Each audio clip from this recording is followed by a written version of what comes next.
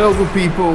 Live from Casablanca, I am Selwyn and this is About GH, and we are here to discuss what we can do to improve Ghana football's fan attendance and what we can do to make the game attractive back home in Ghana. And I'm not here doing it alone. I'm doing it here with my good brothers. I'm here with Farid and Efson. Great. Now, I just still want to let you know that new players on the One Expert platform will get 300% bonus when they join. So, guys, get in 300% bonus for you. Just join One Expert and let's get in kicking right now. Ghana football, you're trying to make it very attractive. We're trying to get people in the stadiums, want to fill our stands, want to have the best footages, best highlight shows. What do we do? Efson, let's talk about this.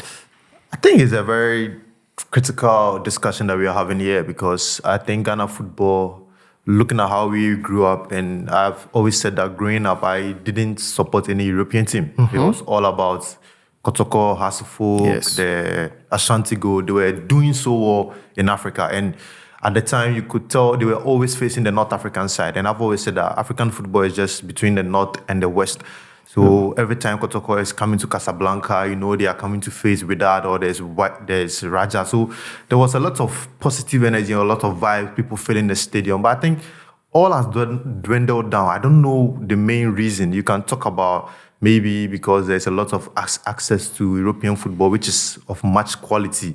Or you can talk about the fact that the players are not delivering, or let's say there's a lot of exodus of players leaving the Ghana Premier League, because you can have, let's say, the best player in the Ghana Premier League staying for even 3 seasons after the first season is out. So there are a lot of factors that is affecting the growth, and a lot of factors that has ensured that Ghana football is not at the level that it was when we were growing up. So I think, first of all, we have to identify the main problem.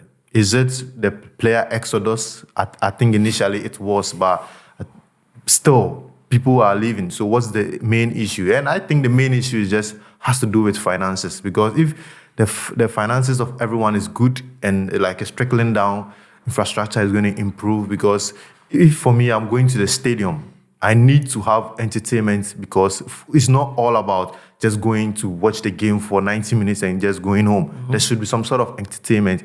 What's there for me to be entertained? We have all seen the way the AFCON has been. When you go to the stadium, how the fans are entertained, the fan parks and all that. It's all part of improving, because they realize, or people out there who manage the football, the CAF, they realize that football is not only for the people, it's not only for football people.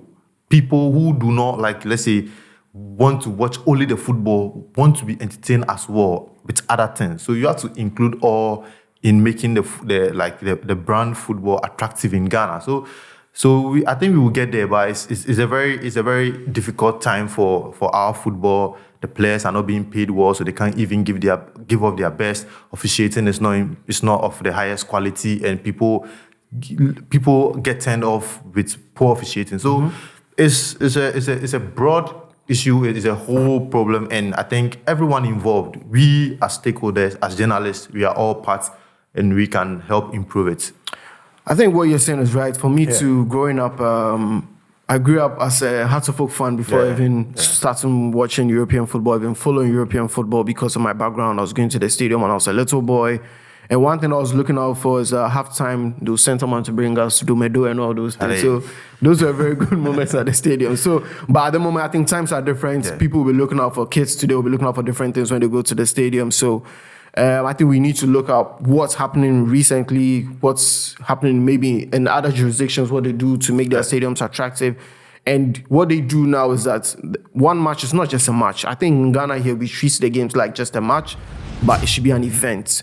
From even before this, the fans get to the stadium, you need to make getting into the stadium easy for them to be in there, make things simple. There's seating arrangements. People should know where they are going to sit. There should be some fun entertainments going on around the stadium happening and looking attractive. Farid, what do you think? I mean, for what you've seen, you follow European football and all that, and maybe you've seen Ghana football. I've been to the stadium with you a couple of times. What do you think we can improve in making our fan attendance better? You know, Efson mentioned something, right? He mentioned entertainment. And you guys touched on very good points of that entertainment aspect. So player quality, for example, if you're watching football, you want to be entertained. Yeah. One way you can be entertained is quality on the pitch. Yeah. But me, if you put me in charge and say, fix it, right? I'll look at some of these other continents. For example, maybe Liga MX. I won't say the quality of players it's maybe as low or as Africa, or it's nowhere near Europe, but somewhere in the middle maybe. But one thing they figured out is the storylines. Yeah. Like you can't have a football league without any storylines. Like you watch the Premier League, for example, there are always storylines. Every week there's this versus this. There's the history that it involves. Why should fans care? Why should the common people care? And back in the day, I cared. Like when I was growing up, we cared. Partly because it's a culture. You grew up, your father was a House of Oak fan. You knew that House of Oak and Kotoko, there's something at stake. Yeah. Nowadays, I don't think the generation coming up after us understand what's at stake. Beyond that, why should anybody care about Hazakes? I don't know that's a throwback name, but Hazakes versus Ashanti Gold. Why should they care? We haven't dedicated enough time, energy, resources in actually formulating those storylines. Those storylines, they don't just come from the teams that are playing. Media, content creators, like fans need to build those storylines. Why should we care? And so I think to be fair, they're doing a very good job right now in actually trying to, first of all, improve their broadcasting, but also building those storylines through content creators right now, through themselves as well, the broadcast. Like they actually delve deep into some of these maybe historical clashes, maybe relegation fights. They highlight some of those things. And so slowly it's getting there. But I think the major thing that needs to be done right now is just ensure that wherever we are broadcasting these things, we need to make sure that we are telling the stories. We are telling the stories that will engage and hook the fans and make sure that they come to the stadium. Because there's no reason why House of Oak and Kumasi Asante Kotoko are playing in Accra Sports Stadium and it's not getting full. Yep. You understand? So that's very true. With the storylines and the subplots, we need to make more noise about them in terms of maybe not to be tribalistic, but we need to, sometimes hit, Kotoko and Hearts, we know it's Kotoko and Hearts, but it's a bit about Gans and Ashantis. These things need to be told in a proper way, not to make it, fighting against each other. But it's very important because something like, in terms of if you go to Europe, there's the Manchester derbies, because it's Manchester, Salford, they live in the same city, blue and red. Even United and Leeds, like Man United and Leeds. Nobody should care about that. But yes, people do. It's a rivalry. If you go to Crystal Palace and Brighton, they are not in the same place, but then there's a rivalry between the Seagulls and the Eagles. It's the Tyne-Wear derby. It's probably one of the biggest derbies. Newcastle and they are not the biggest clubs in England, but Newcastle and Sunderland is the biggest derby ever. I think because they went with the trend, because I think our clubs fell off because maybe they always focused on the 3 points on the field. Yes. That was all. So these Europeans, they went with the current trend. You mentioned the fact that now content creators should be involved. And I've always said that one improvement or the visibility of the AFCON in recent years is because of the content creators. Take it or leave it. Because anytime I open my TikTok, it's all about people creating content. Nigeria losing like this. I've seen about 100 content about the Nigeria defeat alone. So what's the after everybody talks about the Nigeria defeat, but the sole aim is it's all about the AFCON. Nigeria lost. How did they lose? What tournament did they lose? AFCON. It's all promoting it. Efson, genuinely, sometimes you won't even know there's a super clash about to be played. You understand? I know, because they've not gone with the current trend. I remember there was a period, or even this year, I was asked to do a research and find out the websites of clubs. Bro, it's only Kotoko that have like a website that is running. Yeah. True, It's only Kotoko. House of Oak, I opened their website, maybe the domain has expired so I was like, how is this possible? You see, these are things that if maybe I'm not a radio person, I'm not a TV person, I want information, I want to access it on a website.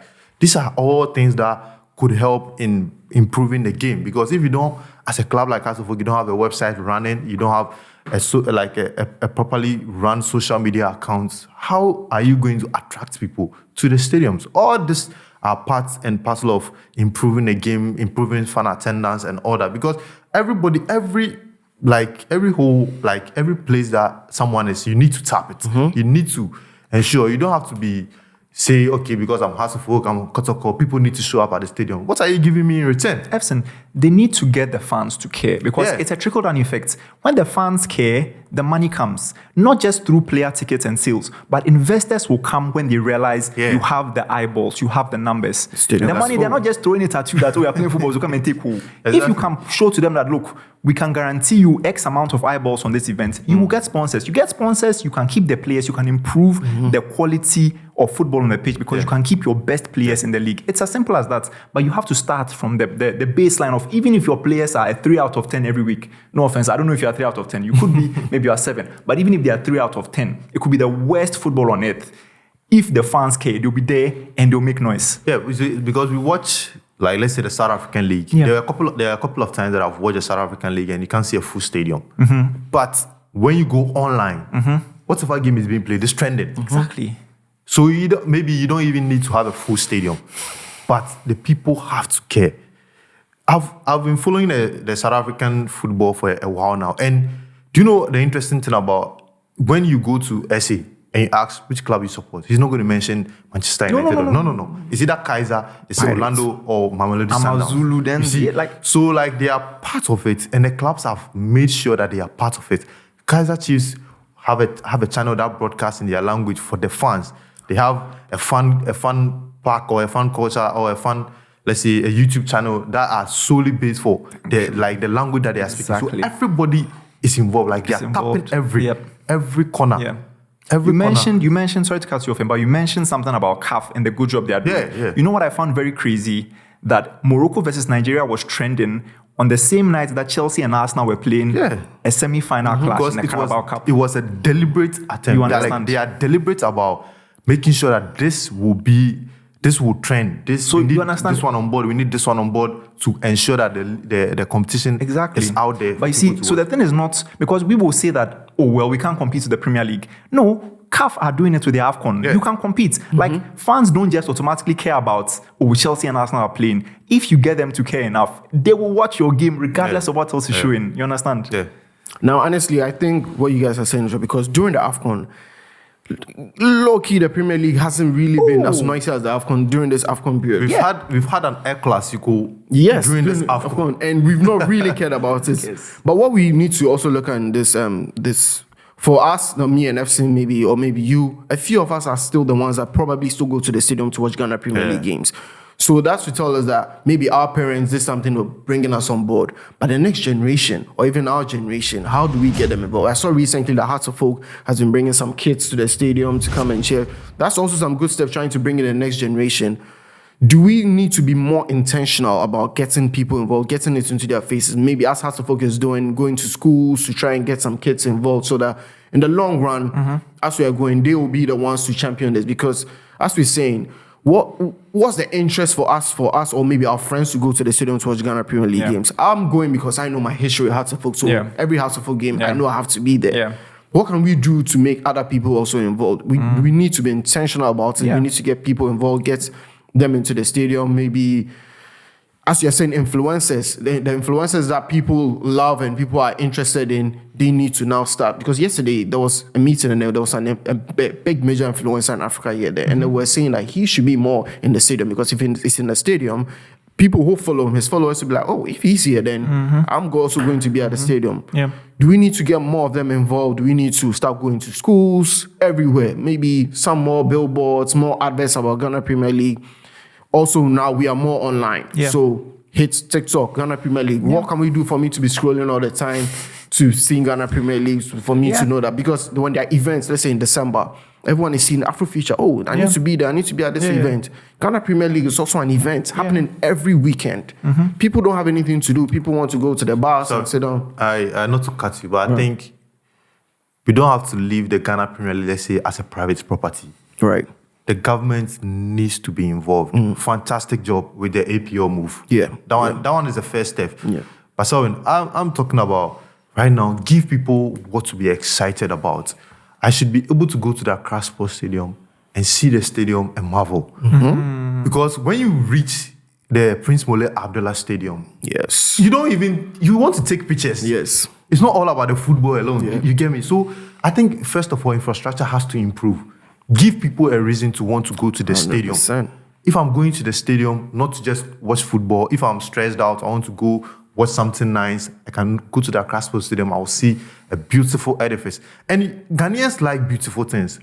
The number of people who went to the Bukum Boxing Arena when it was officially opened. You can see the number of people, the UG Sports Stadium during the African Games, because they all wanted to see, like, there's a new stadium that has been built. It's nice. People are talking about, I want to go to the UG Stadium. But we saw even, like, women, like people who are not so much interested in athletics, going to just watch the African Games. So we have to improve infrastructure. I think it's one key thing that we have to improve. Infrastructure for sports in the country has to be improved. They talk about building 16 new stadiums, or like building 6 new stadiums. But what are we doing to the old ones that we have? What are we doing? They're white horses. We have to. Like, infrastructure there is very key. But I think also culture is, I mean, like you mentioned, I think infrastructure is important, 100%. But I think also it's also on us a little bit, right? To ensure that we are fostering that culture, because like our parents took us to stadiums, we need to also make sure that the younger generation are going to stadiums. I mean, but now you can't force people to go to the stadium. You can't, but if it's so your child, if you give the person something to be... make a day of it, right? I mean, like you are fostering, essentially, it's like a baby. You are fostering. We need to make sure that we are feeding the baby. We are keeping it alive. Because, I mean, this is a very rogue example, but I remember the first World Cup we went to, 2006. They used to close schools. Yes. You understand?